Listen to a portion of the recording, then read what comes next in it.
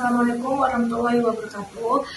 Perkenalkan, nama saya Kalista Kusuma Devi, NIM 202516600097.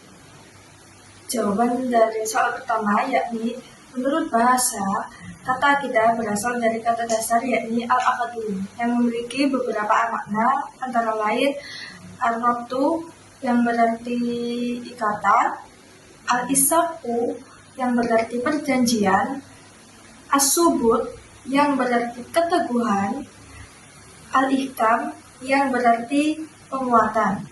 Sedangkan menurut istilah akidah adalah pokok-pokok keyakinan atau keimanan yang wajib diyakini oleh hati seseorang tanpa menyisahkan keraguan sedikitpun. Jawaban soal nomor 2, beberapa dampak positifnya yakni menciptakan ketenangan pikiran, membangun kepercayaan, meningkatkan kualitas hubungan, dan membuka peluang baru. Warahmatullahi wabarakatuh. Perkenalkan, nama saya Natasha Sevinta Rahmat, NIM 202516600098. Apa yang dimaksud dengan manusia multidimensi? Jelaskan. Manusia multidimensi yaitu pandangan bahwa manusia merupakan makhluk yang utuh dan kompleks. Sebagai entitas multidimensi, manusia tidak hanya dilihat dari satu sisi saja, melainkan gabungan dari berbagai dimensi yang saling terikat seperti biologis, geologis, sosial, kultural, dan spiritual. Lalu yang B, apa yang dimaksud dengan ragam dimensi manusia? Jelaskan. Ragam dimensi manusia merujuk pada berbagai aspek atau potensi hakiki yang melekat dan membentuk keutuhan diri seseorang. Secara umum, dimensi ini meliputi aspek fisik jasmani, psikologis itu akal dan jiwa, serta spiritual itu rohani, yang berkembang melalui interaksi sosial dan norma. Manusia disebut makhluk yang utuh karena memiliki berbagai ragam dimensi yang saling melengkapi. Assalamualaikum warahmatullahi wabarakatuh. Perkenalkan, nama saya Nur Ihdiani Yoga dengan NIM 20251560099. Di sini saya akan membacakan dan sekalian menjelaskan terkait surat An-Nahl ayat 120.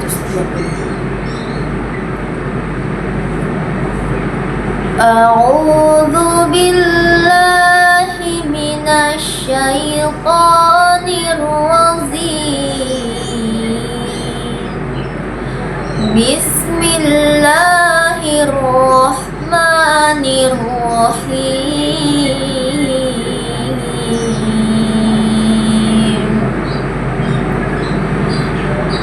Inna Ibrahim kana ummatan qanitan lillahi hanifan wa lam yaku minal musyrikin. Artinya, sesungguhnya Ibrahim adalah seorang imam teladan yang dapat dijadikan contoh patuh kepada Allah dan hanif. Dan dia bukanlah termasuk orang-orang yang mempersekutukan Allah. Sekilas An-Nahl ayat 120. Ayat ini menjelaskan kemuliaan Nabi Ibrahim sebagai teladan umat manusia. Beliau dikenal karena ketaatannya yang sempurna kepada Allah, memiliki keyakinan yang lurus, serta menjauhi segala bentuk kemusyrikan. Oleh karena itu, umat Islam dianjurkan meneladani keimanan, keteguhan, dan ketakwaan Nabi Ibrahim dalam kehidupan sehari-hari. Tauhid Hanif adalah keyakinan yang lurus dan murni kepada Allah tanpa menyekutukannya dengan apapun. Kata Hanif berarti cenderung kepada kebenaran dan menjauhi kesesatan. Ciri-ciri Tauhid Hanif antara lain menyembah Allah Subhanahu wa Ta'ala, menolak segala bentuk syirik, berpegang teguh pada ajaran yang benar, ikhlas dalam beribadah kepada Allah. Nabi Ibrahim disebut sebagai seorang yang hanif karena beliau tetap teguh menyembah Allah meskipun masyarakat di sekitarnya menyembah berhala. Dengan demikian, tauhid hanif adalah ajaran tentang keesaan Allah yang murni, lurus, dan bebas dari segala bentuk kemusyrikan. Perkenalkan, nama saya Nuristaula Ramadhani dengan NIM 202516601119. Di sini saya akan menjawab soal nomor 4. Ada tanggapan sementara orang bahwa agama sudah kehilangan relevansinya terhadap tata kehidupan modern. A. Sebagai seorang mahasiswa, calon intelektual, bagaimana tanggapan saudara? Jelaskan secara argumentatif. Tanggapan saya tidak setuju bahwa agama kehilangan relevansinya.